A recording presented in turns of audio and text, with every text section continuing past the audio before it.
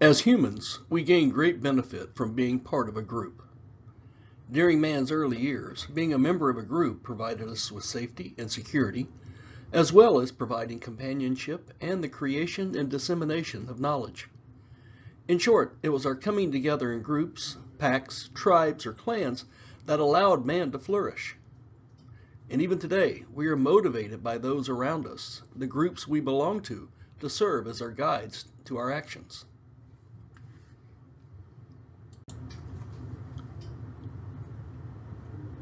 So, how many groups do you belong to? I mean, all of us are members of a variety of groups, and some of these groups can influence our behavior greatly. So, think about the groups you belong to. Your family is a group, so are the sororities and fraternities you may belong to, or any other clubs that you are a member of. So, you can classify the people that you live in this, for example, the same complex or the same dorm, as member of a group. You can even be a member of a group where you don't even personally know other people in the group, such as online groups where, for example, the fans of Disney or Star Wars or Harry Potter get together online to discuss or trade information, whatever it's going to be. You are a member of that group. So, oftentimes when we look at groups, oftentimes groups can form and merge together. Think about the movie Ice Age. First we start out, with the three central characters. Then, of course, we add, the other characters that come along. Sometimes group members pop in and out, such as Buck in one episode, and he comes back in another one. But again, groups do kind of form and mingle in and out in certain times. But the core groups that you are a member of do have a strong influence on the actions that you take, as well as some of the products that you purchase.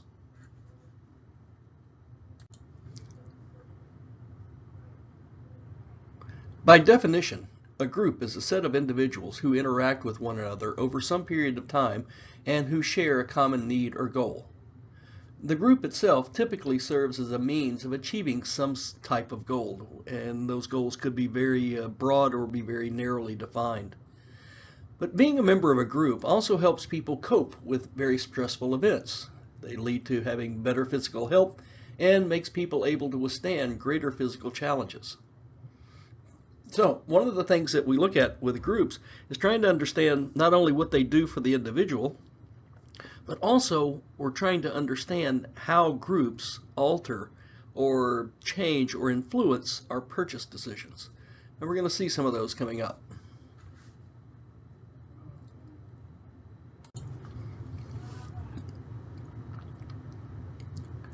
There are many different types of groups out there. We have reference groups, aspirational groups, dissociative groups. These are the three main ones that we're going to talk a little bit more in depth about coming up. But there's also groups such as a primary group, which could be, your core family or those that you hang around with at work all the time. We also have formal groups, which have, very strong rules and have probably written rules. These are kind of things like unions or stuff like this, where it's very formal, put together. Then there's very informal type of groups as well. Now, an informal group may have some influence on you, but it's not going to be as strong as some of the other groups that you are a member of. So let's talk about the reference, aspirational, and dissociative groups.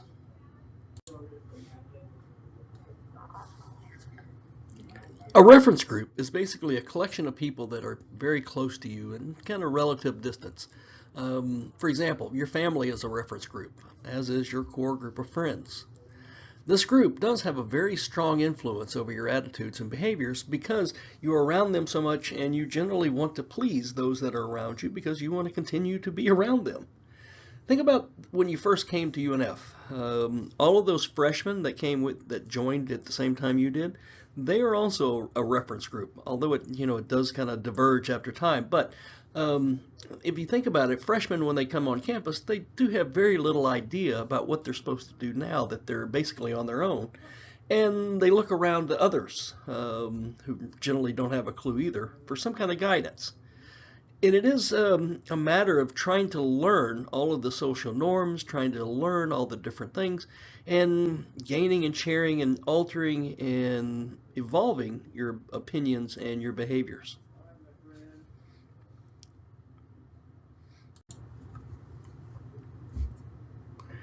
Here are some images from one type of reference group. These are all Deadheads, people that enjoy the great music by the Grateful Dead, travel and tour around, following them around, living the lifestyle. They just basically they learn from each other. Now imagine that you have this group of people that are wearing the tie-dye, probably doing substances that they might not need to be doing, and somebody shows up in a suit and tie to come to the concert. They're not going to fit in. They're not going to fit in because they just are not following the social norms. But there are often times that we want to be disassociated from a group. For example, this is probably one group I would most definitely want to be disassociated with. It's amazing to me to see the different types of groups that are out there, of these fans that come together. For example, the tweet down on the bottom left where the young lady cut the hair that touched Justin Bieber. OMG. But again, for them, this is a group that they love to be in. Just not me.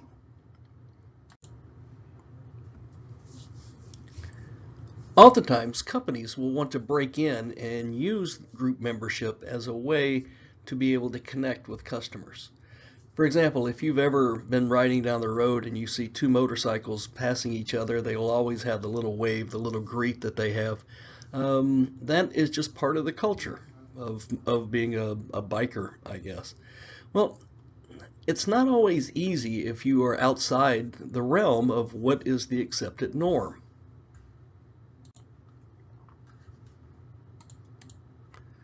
For example, here we have the Can-Am Spyder.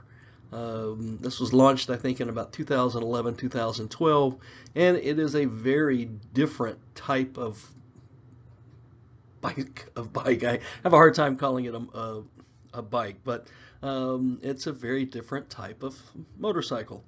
So how do you get people to accept this type of machine as compared to something like a Harley Davidson? It's very different. Well, let's look at how Can-Am basically did it in this next commercial.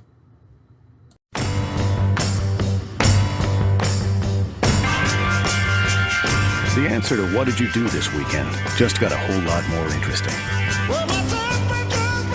The Can-Am Spyder Roadster. Its three-wheeled stance is like nothing else on the road. Now you can take your motorcycle test on a Can-Am Spyder Roadster and be riding by the next day. See what thousands of riders already know at canam.brp.com. It's riding reinvented. So in looking at that commercial, that's going to lead to your discussion question for this week. What are the cues that Can-Am used to try to connect its Spyder three-wheel bike with the biking community, if you will?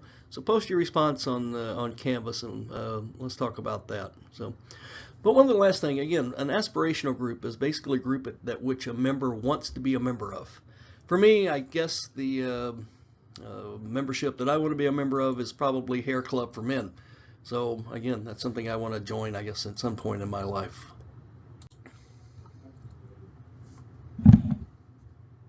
Now, some consumers group together around a brand. And those that own the brand, I mean, they basically come together and create what's called a brand community. Now, a brand community is a specialized community of consumers and employees whose identification and activities kind of focus around the brand. I mean, you have the Harley Owners Group, the Hogs, you have Apple users, you have, I know that Saturn had a group together at one time, but again, there's basically three characteristics that identify a brand community. First, there is a connection to the brand, the company, the products, and or other community members. So there's a connection there. Members, they basically share rituals. Again, with the Harley, I guess you could look at it as the hand wave. The stories and traditions, like the ride into Sturgis, North Dakota every year, that basically help convey the meaning of the community to others. And they do share a moral responsibility or duty to both the community and to individual community members. They help each other out. And again, they work together because they do have a love for a particular brand. Now, oftentimes, if you can create this type of brand community, if you can create this type of brand power, oftentimes you get what we would call maybe a cult brand. So let's look at those. When you can get people to spend money to have a tattoo of your brand placed on their body, you've done something. I mean, I really don't think I would ever see a Microsoft Windows or maybe a Vespa scooter. Anybody get a tattoo of that? I could be wrong, but I haven't seen one. But again, this is kind of an offshoot, if you will, of brand community. It's just a little bit stronger that people have a passion for certain brands.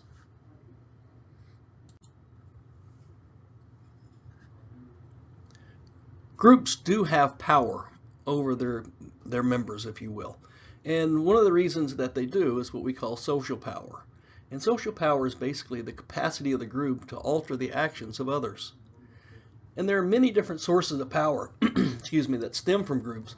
And these basically can be distinguished based on the reason that a person exerts the power or a power is exerted on them. For example, we have referent power, which is basically when someone wants to be like another person and they become to identify with that person. For example, there's some people out there that will identify with celebrities such as the Kardashians, and these consumers will seek to dress in a similar fashion as much as they are economically able to.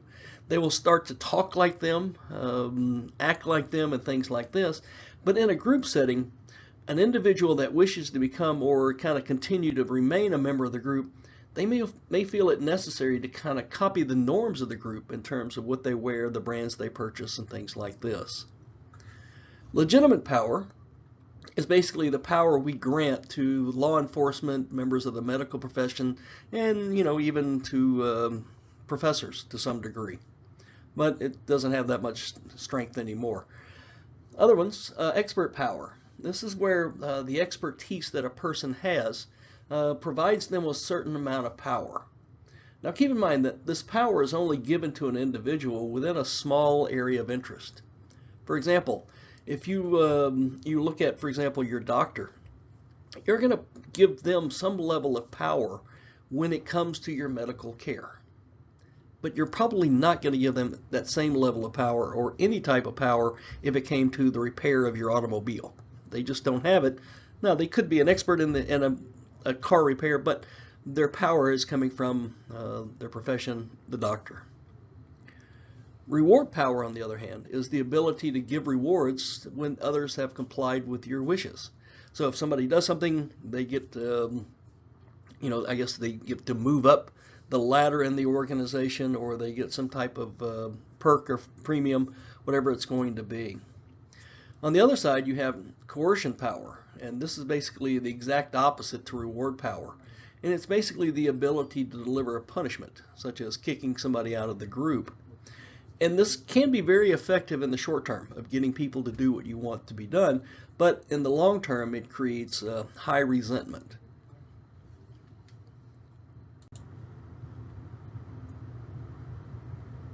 So here's some examples. For example, with referent power, here a consumer admires the qualities of a group and they want to emulate their behavior. The example would be that a student, they join Enactus and it emulates the group's behavior so that they can remain with the group. Legitimate power, on the other hand, specific agreements are made regarding membership, and punishment for nonconformity is understood. You don't do what we ask you to do, you're out. Okay? Here, for example, I live in a neighborhood that keeps increasing my annual fee. Now, we have a pool, tennis courts, and all these nice things that go with it, but I have absolutely no power at all because I signed an agreement when I bought the house that I would obey by all of the tenets and rules set down by them. Expert power, again, as I talked about here, we look to experts, we look to people that have some type of expert power so that we can gain insight and information, and we trust them. Reward power, basically, for example, a lot of weight loss clubs, they give out prizes if somebody hits their weight goal, while coercive power, basically, if you violate the rule, like I said earlier, you're out. Again, you have to be able to do what's expected of you, or face the consequences.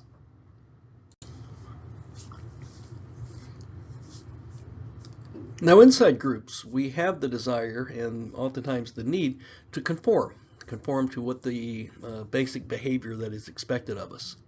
In conformity can basically be seen as a change in behavior or belief or attitude toward a group as a result of a real or imagined group pressure. One of the things that has allowed Groupon to be able to grow so much is that oftentimes you get the best deal when so many people, or X number of people, actually take advantage of the offer. So oftentimes what we'll do is we have our own little niche group of friends or something, and you contact them, hey, this is a great deal, you need to buy it, to make sure that the conditions are put together. So conformity, basically, we do it oftentimes without even knowing it. It's, sometimes it's very subtle just from what we're seeing. Just looking at how we react or how we do things in certain social situations, we just conform to the norms.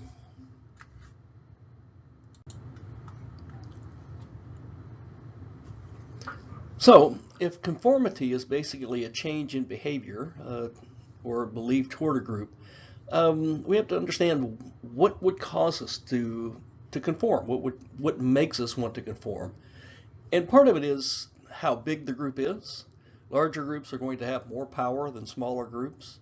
The expertise of the group, for example, if you're a member of a community association or you're a member of a trade association, they may have a lot of information, a lot of knowledge, a lot of experts that you call on during the course of your job, your career. You don't want to lose that. So oftentimes you may not like some of the rules they have, but you continue to follow them. And there's also the aspect about group cohesion, which is what brings the group together. If you really care about this group, if it's very important to you, you will conform because you don't want to lose what you've already built up and what you're getting from being a member of the group.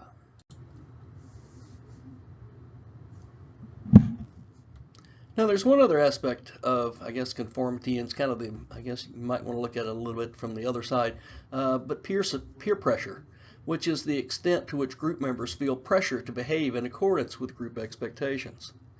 So again, we've always heard about peer pressure coming in the form of, people trying to get you to do drugs or alcohol or doing things that you shouldn't do, but it can be actually the opposite. If you were in a group that they study well, they get good grades, they do their job and do it well, they are going to put pressure on somebody that does not fulfill those same type of requirements because they, don't want their life to be altered, in a negative way.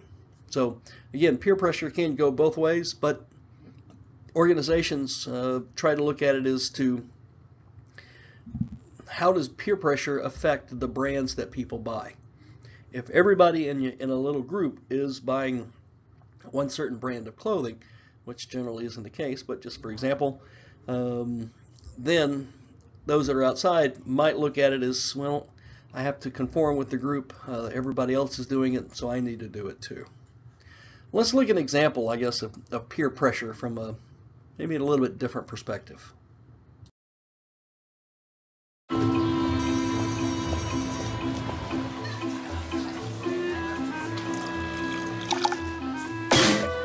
What's that? Espresso. Is that coffee? Yeah.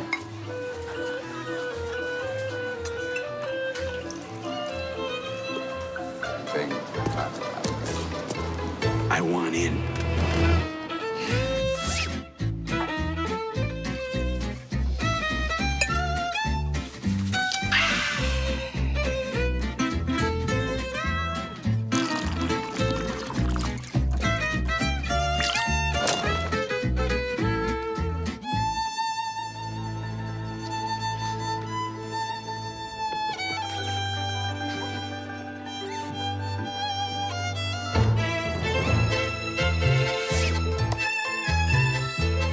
You ready?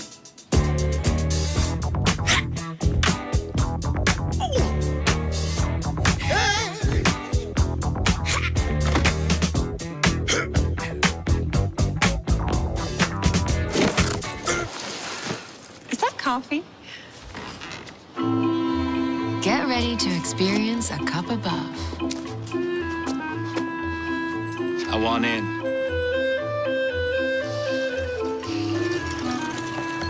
Nespresso. What else?